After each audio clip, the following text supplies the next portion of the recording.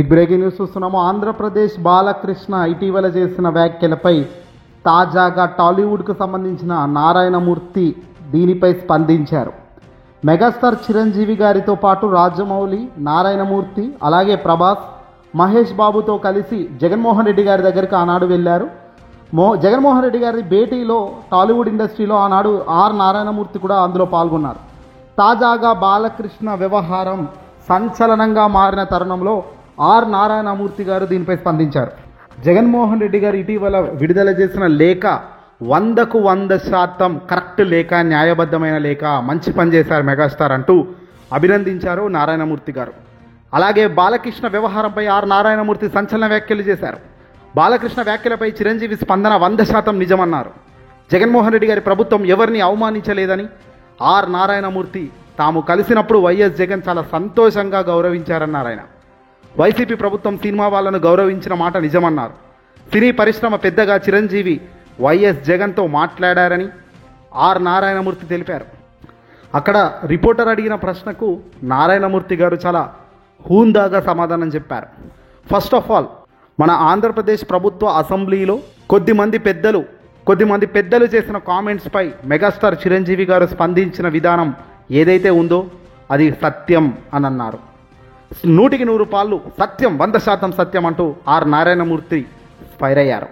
జగన్మోహన్ రెడ్డి గారి హయాంలో ఆయన ముఖ్యమంత్రిగా ఉన్నప్పుడు పేర్ని నాని గారు సినిమాటోగ్రఫీగా మంత్రిగా ఉన్నారు.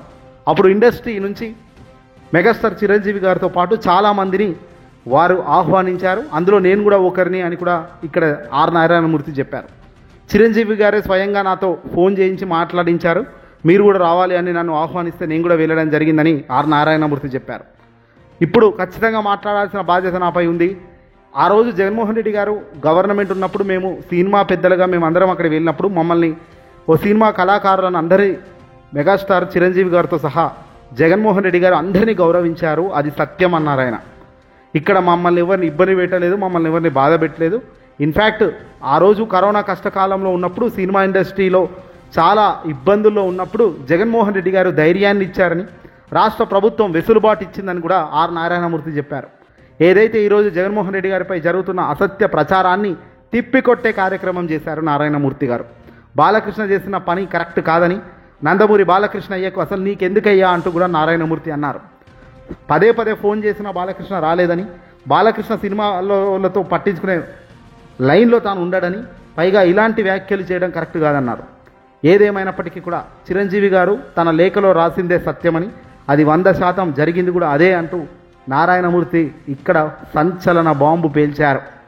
జగన్మోహన్ రెడ్డి గారు ఒక విలక్షణ రాజకీయ నాయకుడని, తాను ఏది చేసినా ప్రజల మంచి కోసం, ప్రజల మేలు కోసమే చేస్తూ ఉన్నారని, మీకేం కావాలో చెప్పండి అంటూ నానికి, పేర్ని నాని సినిమాటోగ్రఫీ గారికి ఫుల్ రైట్స్ ఇచ్చేశారు. మీరు ఏ పని అంటే ఆ పని నానికి చెప్పి చేయించుకోండి అంటూ కూడా అందరి ముందే చెప్పడం జరిగిందని, తద్వారా మేము కూడా సినిమాలకు సంబంధించిన ప్రతి పనిని పేర్ని నానితో సంప్రదించి జరుపుకున్నామని కూడా ఆర్ నారాయణమూర్తి కుండబద్దలు కొట్టారు. ఇక్కడ ఎవరో ఏదో చెప్పారు, ఏదో అంటున్నారంటే అదన్నీ తప్పు, అలా జరగలేదు అని మాత్రం చాలా బలంగా నారాయణమూర్తి దీనిపై స్పందించారు. జగన్మోహన్ రెడ్డి గారి గవర్నమెంట్ మా సినిమా కళాకారులు కానీ, చిరంజీవి గారిని కానీ ఎవరిని కూడా అవమానించలేదు, చాలా గౌరవించారు. సత్యం.